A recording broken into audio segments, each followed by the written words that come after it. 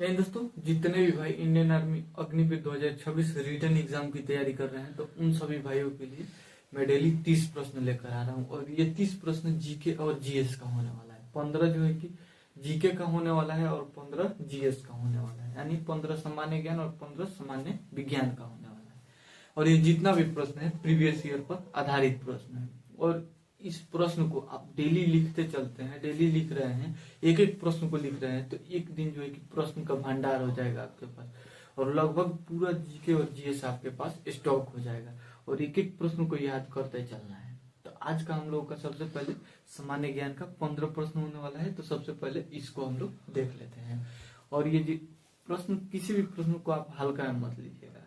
प्रश्न आसान हो या जो है कि भास्ट हो, इसको हल्का में नहीं लेकर चलना है, सभी को साथ साथ याद करते चलना है। तो आज का पहला प्रश्न है, हर्यंक वंश के संस्थापक थे।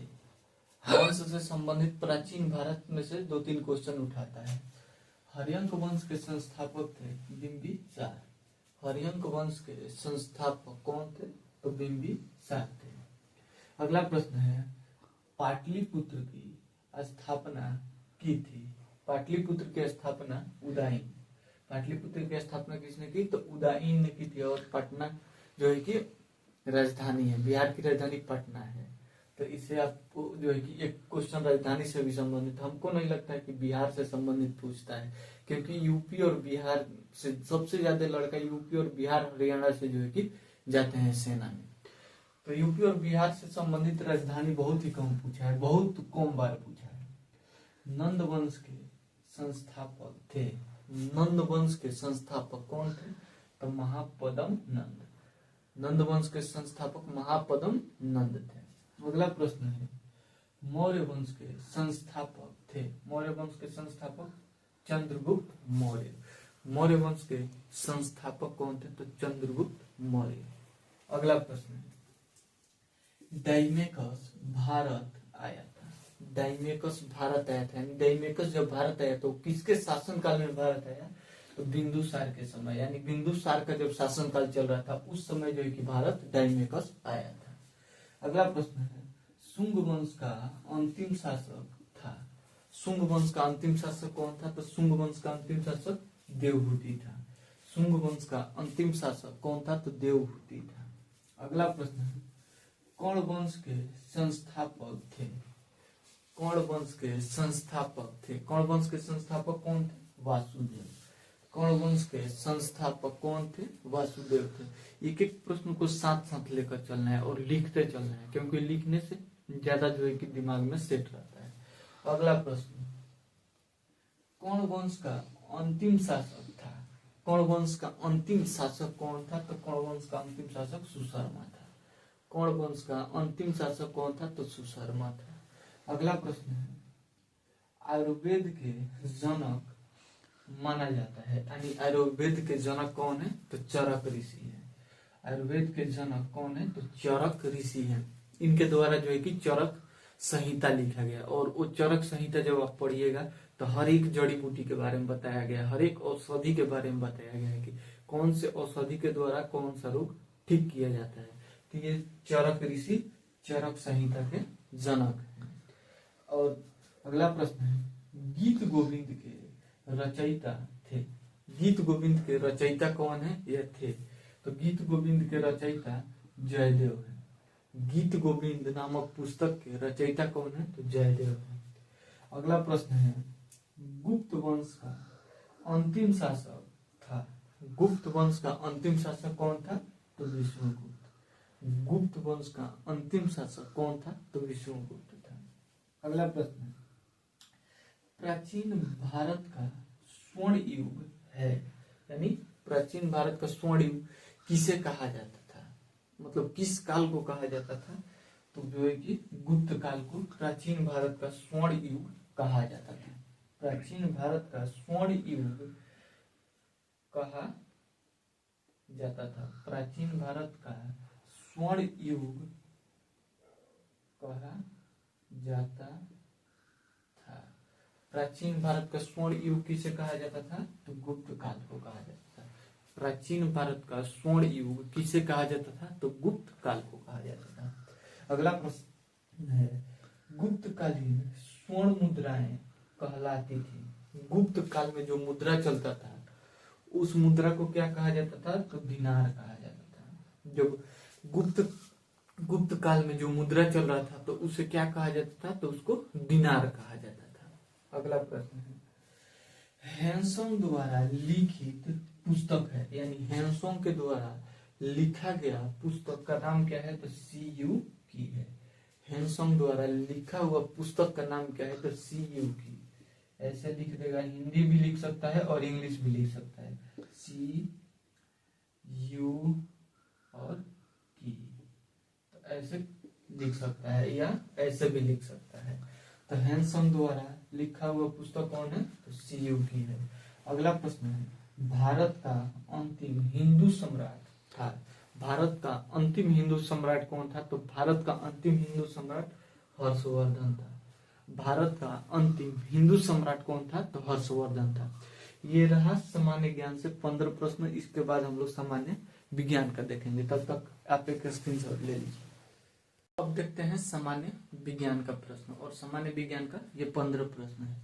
और जो भी मैं प्रश्न लिखवा रहा हूँ आप लिखिएगा 100%, ये नहीं कि इसको छोड़ना नहीं, एक एक प्रश्न को लिख कर चलना है, क्योंकि आप लिखिएगा तब भी जो है कि वो कवर हो पाएगा।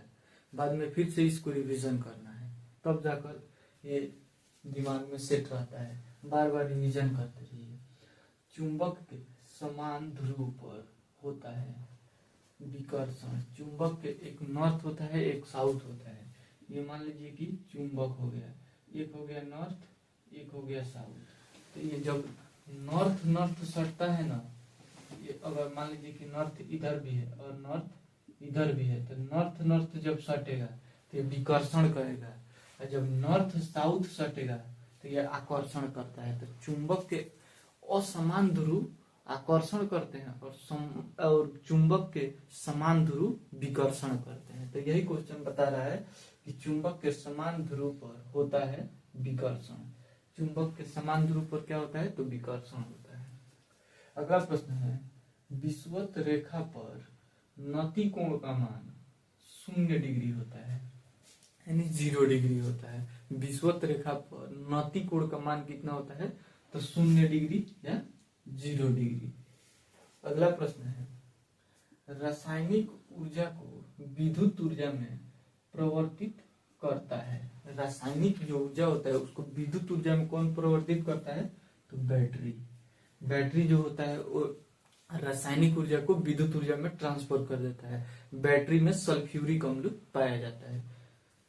38% सल्फ्यूरिक अम्ल बैटरी में पाया जाता है। क्वेश्चन पूछता है कि कार के बैटरी में कौन सा अम्ल पाया जाता है? तो सल्फ्यूरिक अम्ल पाया जाता है। अगला प्रश्न है, ट्रांसफार्मर का क्रोड बना होता है। ट्रांसफार्मर का क्रोड नर्म लोहा का बना होता है। ट्रांसफार्मर का क्रोड नर्म लोहा का बना होता है। ट्रांसफार्मर का क्रोड नर्म लोहा का बना होता है। अगला प्रश्न है, ताप का एसआई मात्रक केल्विन होता है। ताप का एसआई मात्रक क्या होता है? तो ताप का एसआई मात्रक केल्विन होता है। अगला प्रश्न है, ट्रांसफार्मर प्रयुक्त होता है केवल एसी परिपथ में। ट्रांसफार्मर प्रयुक्त यानी ट्रांसफार्मर किसके लिए उपयोग होता है? तो केवल एसी करंट के लिए होता है। अगला प्रश्न है, टेलीफोन का आविष्कारक थे। टेलीफोन का आविष्कारक कौन थे? तो ग्राहम बेल टेलीफोन के आविष्कारक थे। इसमें से बहुत सारा प्रश्न है जो कितना बार एग्जाम में पूछा गया है। आपको हल्का में लेकर बिल्कुल नहीं चलना है। हल्का में अगर लीजिएगा कि ऐसा क्वेश्चन आता है या नहीं आता है, तो आपको एक दिन ये जो एक क्वेश्चन उसमें जाकर एग्जाम में फंसा देगा। तो ऐसा आपको लेकर नहीं चलना है।